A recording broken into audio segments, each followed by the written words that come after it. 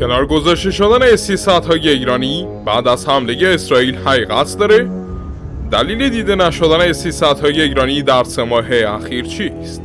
آیا سی-صدهای ایرانی بازنشسته شدن؟ با ما همراه باشید.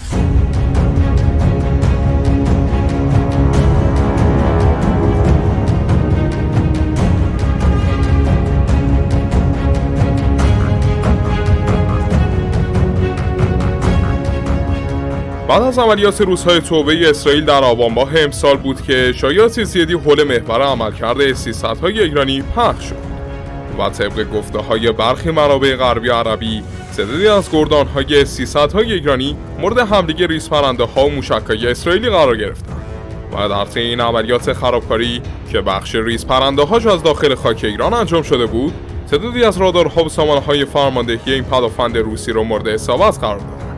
و به جز این مسئله این منابع پا رو فراتر گذاشتن و اعلام داشتن که برخلاف باور 373 که عملکرد بسیار خوبی در مقابل حملات نیروی هوایی اسرائیل داشت، سامانه‌های 300 عملکرد ضعیفی از خودشون نشون دادن و این عملکرد به حدی بود که ایران در چند وقت اخیر دست به انتقال نمونه‌های بومی مثل 15 خرداد و 3 خرداد به سایت‌های پدافندی در جنوب و غرب کشور زده تا جایگزین این سامانه‌ها در کشور بشن. و حال هم با توجه به گذشت 2-3 ماه اخیر و دیده نشدن سی-صدهای ایرانی حتی در آزمایش‌های اخیر نیز تعدادی از منابع مدعی شدند که ایران تا بازسازی سیستم‌های سی-صد خودش فعلا این سامانه‌ها را از دور عملیاتی خارج کرده و سی-صدها به شکل ذخیره درآمدند. و خب منتشر شدن چنین خبرها و شایعاتی به حدی بود که ما رو واداشته تا توی یه ویدیوی مهم نه تنها به بررسی این داستان بپردازیم بلکه به آخرین وضعیت رینگ‌های پدافندی هم بپردازیم. پس از عملیات موشکی بزرگ وعده صادق 2 ایران به اسرائیل بود که اسرائیل هم عملیاتی به تقلید از حمله ایران در آبان ماه امسال انجام داد. حمله‌ای که پیشتر در فروردین ماه نیز انجام شده بود، ولی پدافند ایران تونست تمامی حملات انجام شده را به شکل کامل سرکوب بکنه. و به دلیل سرکوب کامل حمله قبلی بود که حمله اخیر توسط اسرائیل بسیار گسترده‌تر از حمله قبلی انجام شد و چیزی در حدود 100 جنگنده اسرائیلی بعد از عبور 2000 کیلومتر از آسمون سوریه و با رسیدن به استان‌های نزدیک به ایران از آسمون عراق دست به شلیک موشک‌های دوربرد خودشون زدن. و به جز اون هم تعدادی از جنگنده‌های F-35 اسرائیلی تلاش کردن وارد آسمون ایران بشن. ولی خب خوشبختانه یک گردان از باور 373 در غرب کشور حاضر بود و پدافند مذکور تونست تعدادی از موشک‌ها را در سطح تا 200 کیلومتری از خاک عراق و پیش از ورود به ایران شکار بکنه که به نقل منابع غیر رسمی عملکرد بالای 90% داشته. ولی به دلیل محدودیت 12 موشکی که باور داشت، تعداد زیادی از موشک‌ها رد شدند و به سمت اهدافی در ایران حرکت کردند. این حمله به شکل کلی در 3 موج و با هدف آسیب رسوندن به 20 تأسیسات نظامی، غیر نظامی و اتمی ایران انجام شد. و بعد از آوتنامبر شدن باورهای ایرانی کم کم تمامی سامانه‌های پدافندی موجود در ایران با این اهداف درگیر شدند. ولی خب بجز این حملات موشکی، تعدادی از عوامل داخلی نیز با پرواز درآوردن کوادکوپترهای انتحاری به تعدادی از سامانه‌های پدافندی و تأسیسات نظامی در کشور حمله کردند. و طبق گفته‌هایی که توسط منابع عبری به گوش رسیده، به جز 15 خرداد و دیگر سامانه‌های بومی، سی-صدها عملکرد بسیار بدی در مقابل این حملات داشتند. در واقع طبق گفته‌هایی که این منابع بیان کردند، اسرائیل به دلیل آشنایی با مدل PMU-2 که در ایران حضور داشت، تونست عملیات جنگ الکترونیک یا عملیات موشکی موفقی را حداقل در برابر این پدافند روسی انجام بده. در واقع به دلیل تمریناتی که اسرائیلی‌ها با نسخه S-300 PMU-2 های یونانی که از مدل‌های مشابه با S-300 ایرانی بودند، از پیش آشنایی کاملی با نسخه‌های موجود در ایران داشتند و در حمله خودشون هم قطعاً از این آگاهی استفاده کردند. ولی با این حال باز پدافند کشور نرخ موفقیت 90% داشت.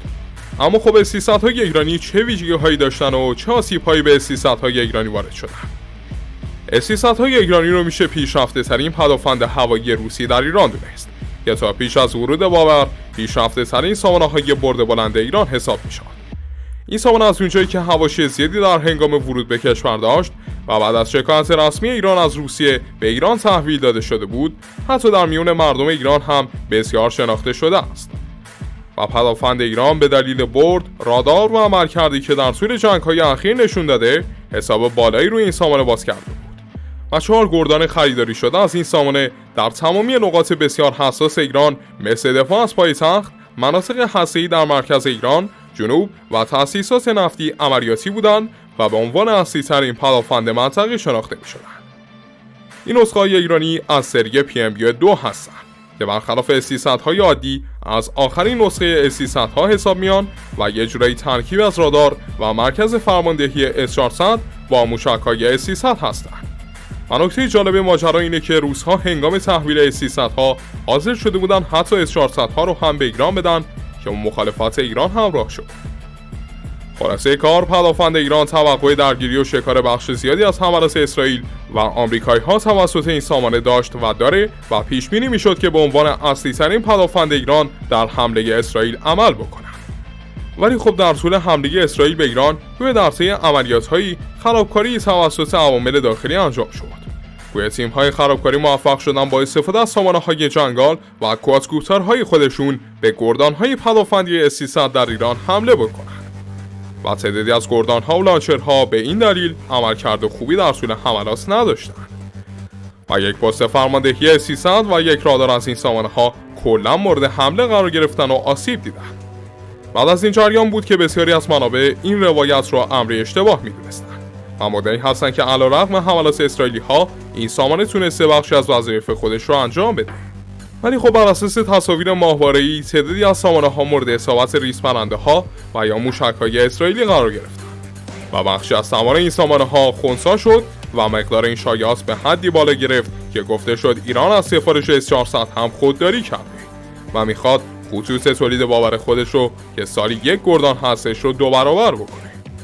اما با گذشت زمان و منتشر شدن تعدادی از تصاویر ماهواره‌ای بود که آسیب دیدن تعدادی از سامانه‌های ایرانی مشخص شد و در طول 3 ماه اخیر هم کمتر تصاویری از حضور S-300ها در رینگ پدافندی ایران مشاهده شده. حتی توی رزمایش‌های اخیر نیز هیچ اسمی از حضور این سامانه‌ها در رزمایشات به گوش نرسیده که این احتمال رو ایجاد میکنه که ایران S-300های خودش رو بازنشسته و یا ذخیره کرده. اما حقیقت ماجرا چیه؟ و واقعا S-300های ایرانی همگی جمع شدن؟ حقیقت ماجرا اینه که متاسفانه گویا حداقل 2 گردان از S-300های ایرانی مورد حمله مستقیم ریزپرنده‌ها و حملات موشکی قرار گرفتند. و حداقل 1 پست فرماندهی و 1 تا 2 رادار پدافندی از این سامانه‌ها توسط اسرائیلی‌ها در 1 سال اخیر آسیب دیدن و از دور عملیاتی خارج شدند. و خب بنابر تصاویری هم که دیده شده، بخش زیادی از پدافند S-300ها جابجا شدند و توی رزمایش‌های اخیر هم حداقل به شکل رسمی حضور نداشتند که تمامی اینها 4 سناریو رو برای ما ایجاد میکنه. سناریوی اول گویای این موضوع هستش که تعدادی از سامانه‌های S-300 ایرانی مورد حمله اسرائیل قرار گرفتند و از دوره عملیاتی خارج شدن و به دلیل خارج شدن از دوره عملیاتی پدافند ارتش این تجهیزات رو به سرعت به نقاط امن منتقل کرده تا با بازسازی و دریافت تجهیزات دوباره بتونه این سامانه‌ها را عملیاتی بکنه و تا آماده نشدن کامل این سامانه‌ها اونا را عملیاتی نمی‌کنه.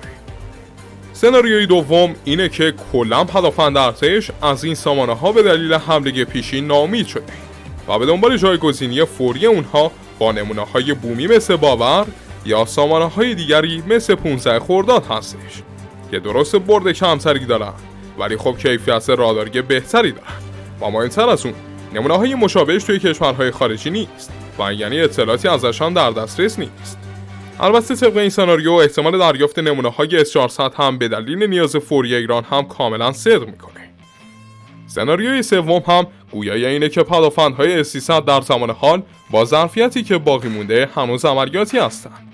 ولی به دلیل اتفاقاتی که در حمله اسرائیل شد، جابجایی پدافند و انتقال این سامانه‌ها به نقاط دیگر انجام شده تا احتمال وقوع خرابکاری دوباره رو کاهش بده. و به جز اون به دلیل اهمیتی که دارن، حفاظت اطلاعات از این سامانه‌ها سفت و سخت‌تر گرفته شده. و در آخرین سناریو هم ایران درخواست ارتقای این سامانه‌ها رو به روسا داده، چون به دلیل آشنایی اسرائیلی‌ها با باندهای ارتباطی، راداری و شناسایی این سامانه‌ها، بسیاری از کدهای این سامانه‌ها به واسطه یونان و یا فعالیت S-300های سوری‌ها بیشتر لو رفتن و ایران خواستار تغییر عملکرد این سامانه‌ها شده تا از وقوع دوباره چنین اتفاقاتی پیشگیری بکنه. ولی خب از نظر تیم جنگاور ترکیبی از 4 سناریویی که گفتیم نیز وجود داره و کشور بنابر اتفاقات پیشین ضمن جابجایی سامانه ها به سرعت به دنبال احیای توان سامانه ها و همچنین بهبود سامانه ها افتاده. چون حقیقتش در حال حاضر با وجود عملیاتی بودن 2 گردان باور که یکی در تهران و دیگری در شمال غرب ایران هستند، پدافند هوایی ایران به سامانه هایی چون S-300 برای درگیری های برد بلند کاملا نیاز داره و از طرفی هم سطح تهدیدات ایران به حدی بالا هم هستش که اصلا نشه به فکر بازنشسته کردن این سامانه ها افتاد و خصوص تولید باور ایرانی هم حداقل 2-3 سال برای جایگزینی این سامانه ها زمان نیاز دارن و به جز اون حتی اگه کشور بالای 4 تا 6 گردان باور هم دریافت بکنه، باز هم نیاز داره این سامانه ها رو حداقل در نقاط دیگر کشور استفاده بکنه. ولی خب چیزی که مشخصه اینه که تیم‌های خرابکاری در طول عملیات روزهای توبه اسرائیل حملاتی رو به سایت‌های پدافندی S-300 ها کردن و یه جورایی به دنبال از بین بردن ستون فقرات پدافند برد بلند کشور بودن. چون همونجوری که گفتیم به جز تعداد کم گردان‌های فعلی باورها، هر گردان از باورها هم به دلیل مشکلاتی که توی تیراژ موشک‌های صیاد 4 هست، موشک‌های کمی حمل می‌کنن که این تعداد در حدود 12 تا 20 موشک در هر گردانه که به نسبت S-300 ها کمتره و پدافند کشور به همین دلیل باید بتونه از 15 گردان 15 خرداد که نمونه که ضعیف‌تر باور هستش به شکل بیشتر و استراتژیک‌تری استفاده بکنه. پس در کل مسئله که بازنشسته شدن سامانه‌های S-300 ایرانی امری کاملا اشتباهه و تعدادی سامانه فعال و باقی به شکل نیمه فعال در کشور در حال انجام عملیات هستند. ولی خب در کل سامانه‌های ایرانی بار بیشتری از دفاع رو بر دوش خواهند کشید و اون اهمیتی که به S-300 های روسی داده میشد کمتر از قبل شده و باید دید که آیا ایران میتونه با افزایش تیراژ پدافند خودش و یا خرید 400 های روسی پدافند خودش رو از قبل نیز مستحکم‌تر بکنه و برخلاف حمله پیشین که نرخ موفقیت 90% داشته با ترکیب سامانه‌های جدید و سوخو 35 ها این عدد رو به 100 برسونه یا نه. خیلی ممنونم که همراه ما بودید دوستان. به صورت سپاسگزار میشیم که چنل ما رو داخل یوتیوب و تلگرام دنبال کنید تا از اخبار و ویدیوهای نظامی جدیدتر مطلع بشید. تا قسمت‌های دیگه، خداگار و نگهدار.